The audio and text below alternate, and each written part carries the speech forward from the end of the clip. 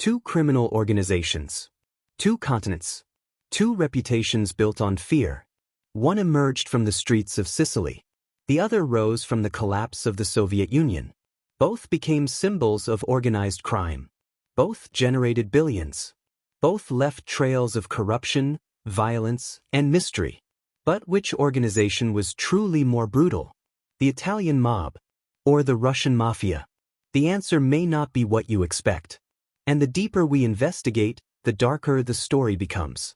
Before we dive into the main story, please kindly follow our page, like, comment and share. Also subscribe to our channel for more interesting video like this. The myth of the mafia. Few words carry as much weight as mafia. The term instantly evokes images of secret meetings, powerful bosses, luxury lifestyles, and violent feuds. Movies and television have transformed organized crime into legend. But reality was far different.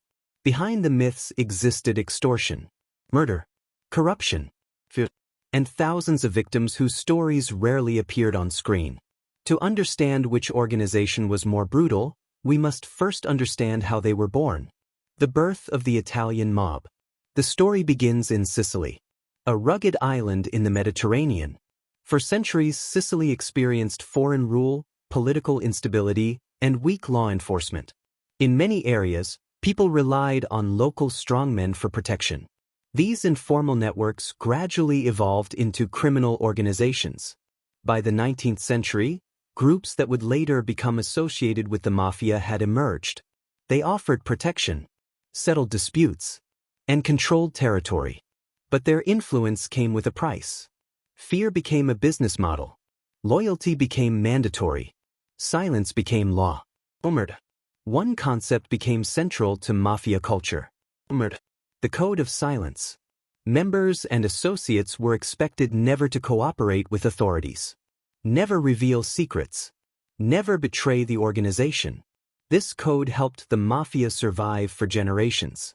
It also made investigations extraordinarily difficult. Witnesses disappeared. Evidence vanished. Entire communities became reluctant to speak. The mafia's greatest weapon was often not violence itself. It was fear. Fear powerful enough to keep entire neighborhoods silent. As millions of Italians immigrated to the United States, some criminal groups followed. By the early 20th century, organized crime networks had developed in cities such as New York, Chicago, Philadelphia, and elsewhere. Prohibition accelerated their growth. Illegal alcohol created enormous profits. Criminal groups became increasingly sophisticated. They established hierarchies, business structures, alliances, and rules. The American mafia became more than a street gang. It became a criminal corporation. Meanwhile, thousands of miles away, another criminal tradition was evolving. Its roots were very different. Its environment was very different. And its methods would eventually shock the world. This was the world of Russian organized crime. During the Soviet era, black markets flourished. Strict state control created shortages. Whenever shortages exist, illegal markets often follow. Criminal networks emerged to supply goods unavailable through official channels. Over time, these underground systems became increasingly sophisticated. But unlike the mafia's origins in local protection networks, Soviet criminal groups developed within an environment of state control, prisons, and underground economies. Their culture evolved differently. And nowhere was that culture more visible than inside Soviet prisons. One of the most famous criminal traditions in the Soviet underworld was the Vori v Zakon, often translated as thieves-in-law. These figures operated under their own criminal code. Members followed strict rules. Many rejected cooperation with government authorities. Many rejected conventional employment. Their status was earned through reputation and influence within criminal circles. For decades, the Vori represented a powerful subculture within the Soviet underworld. But events were about to change dramatically. In 1991, the Soviet Union collapsed. The consequences were enormous. Governments weakened. Institutions struggled. State assets were privatized. Entire industries changed hands. Amid the chaos, criminal organizations saw opportunity. The result was an explosion of organized crime. Groups competed for territory, businesses, resources, and influence. Violence increased dramatically in some regions. The Russian Mafia became a global headline, and its reputation began to grow. At first glance, both organizations appear similar. Both sought money, power, influence, and protection from law enforcement. But there were important differences. The Mafia traditionally emphasized structure, hierarchy, rules, territory, long-term relationships.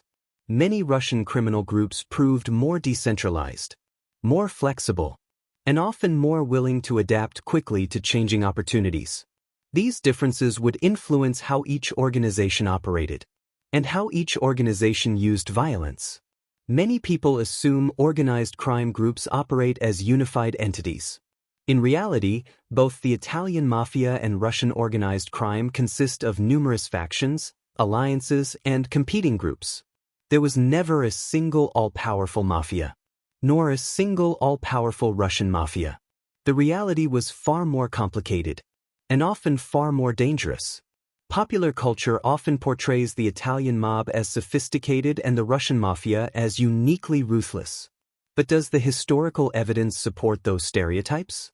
Or are these images shaped more by movies, headlines, and mythology than reality? The answer becomes increasingly complicated the deeper we investigate. And the question that lies at the heart of this documentary, when measured by fear, bloodshed, and intimidation, which organization was truly more brutal? The answer may surprise you. One grew from the hills and villages of Sicily.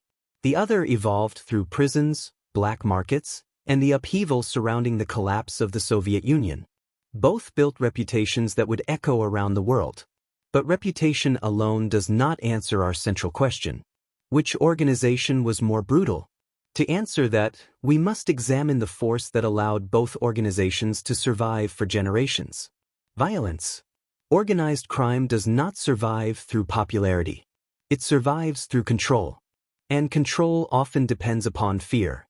The Italian Mafia and Russian organized crime groups both understood this principle. Violence was rarely the goal. Violence was a tool, a message, a warning, a method of enforcing discipline. The purpose was often simple: convince others that resistance carried consequences. When fear works, violence becomes less necessary. When fear fails, violence often follows. For decades, Sicily experienced violent conflicts between rival mafia factions. These conflicts were not random. They were struggles over territory, influence, profits, and leadership. The most infamous periods became known as Mafia Wars. Alliances shifted. Former partners became enemies. Entire criminal networks fought for dominance. The victims were not always rival criminals. The violence affected communities, businesses, and families caught in the middle. Each conflict demonstrated a brutal reality. Criminal organizations frequently become most dangerous when fighting themselves. One of the most notorious periods occurred during the late 20th century. Rival factions fought for control of Sicilian organized crime. The conflict dramatically altered the balance of power. Investigators later described a campaign of violence that transformed the criminal landscape. The war became a reminder that organized crime is rarely as stable as it appears. Behind public images of loyalty and order often existed intense internal competition. And competition frequently turned deadly. As authorities intensified efforts against organized crime, conflict expanded beyond rival groups. Anti-mafia investigators, judges, journalists, and public officials increasingly challenged criminal networks. Some became targets. The struggle between organized crime and the state became one of the defining battles of modern Italy. This conflict demonstrated something important.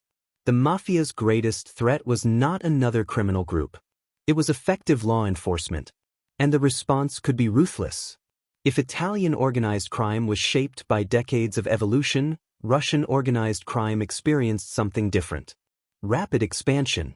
Following the collapse of the Soviet Union, criminal groups competed for influence across newly transforming economies.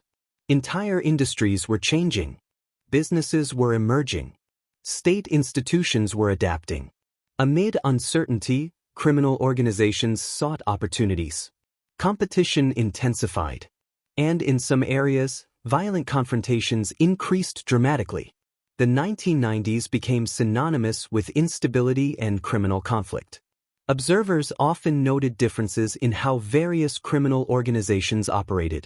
Traditional mafia structures frequently emphasized hierarchy and procedure. Many Russian criminal groups were more fragmented, more fluid, more adaptable. This sometimes produced unpredictable rivalries. Not every group operated the same way. Not every conflict followed the same pattern.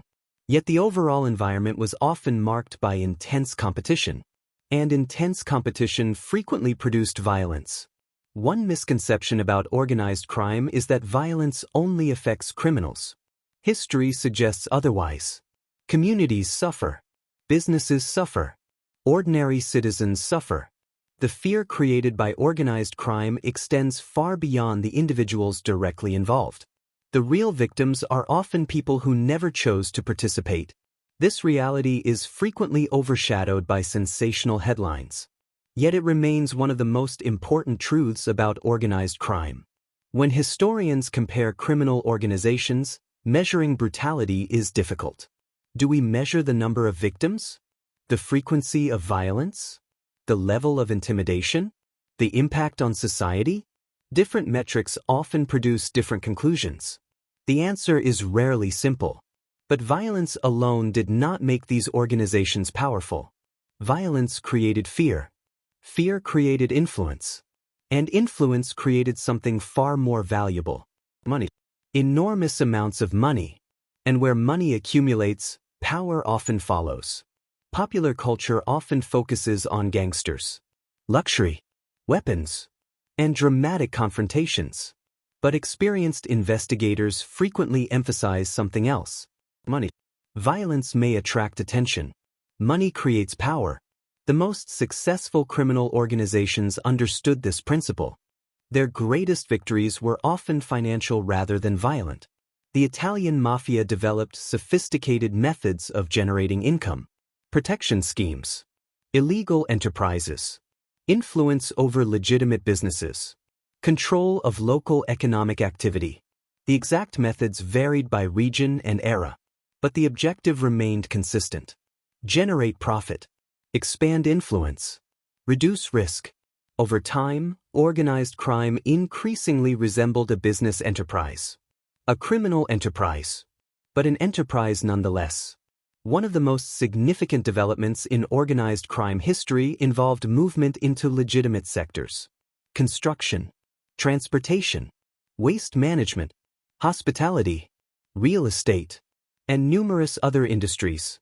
The ability to blend legal and illegal activities created enormous challenges for investigators. Because the most powerful criminal organizations rarely operate entirely outside society. They often operate within it. The post-Soviet period created unprecedented economic opportunities. State assets changed hands. New markets emerged. Private businesses expanded.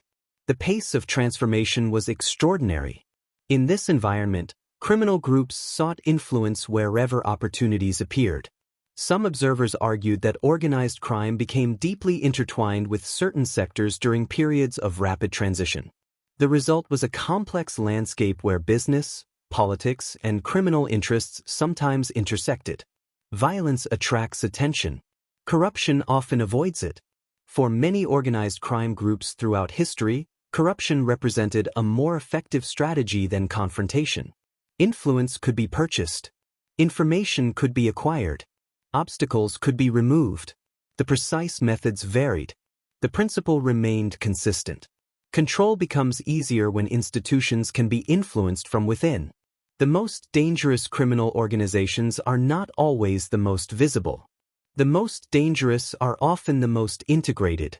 The groups capable of influencing financial systems, business networks, political environments, and social institutions. These forms of influence are difficult to measure. difficult to investigate, and often difficult for the public to see. Yet they may be more significant than violence itself. As globalization expanded, organized crime expanded as well. Money moved across borders. Businesses operated internationally. Criminal networks adapted. The distinction between local crime and global crime became increasingly blurred. Both Italian organized crime groups and Russian criminal networks demonstrated an ability to operate beyond their original geographic boundaries. The result was a truly international challenge for law enforcement. When people debate which organization was more brutal, they often focus on violence. But some experts argue that corruption may be even more damaging. A single act of violence creates immediate harm.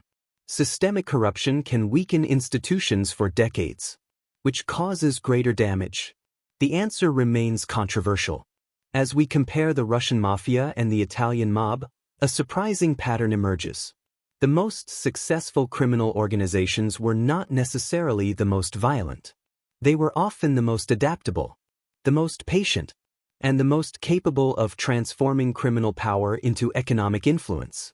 But their greatest challenge was still ahead, because eventually every criminal empire faces the same enemy: governments, investigators, and changing societies. In continuation, we explore how both organizations expanded across the world. From New York to Moscow. From Sicily to international financial centers. From local criminal groups to global networks. And we'll uncover a surprising question. Did organized crime become more powerful as it expanded internationally? Or did globalization ultimately make it easier to fight?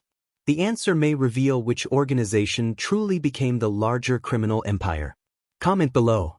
When comparing organized crime, what matters more, violence, corruption, or influence? And which organization do you believe had the greater historical impact? Thank you for watching. Please don't forget to kindly subscribe to my channel, follow our page, like, comment and share for more interesting historic fact videos.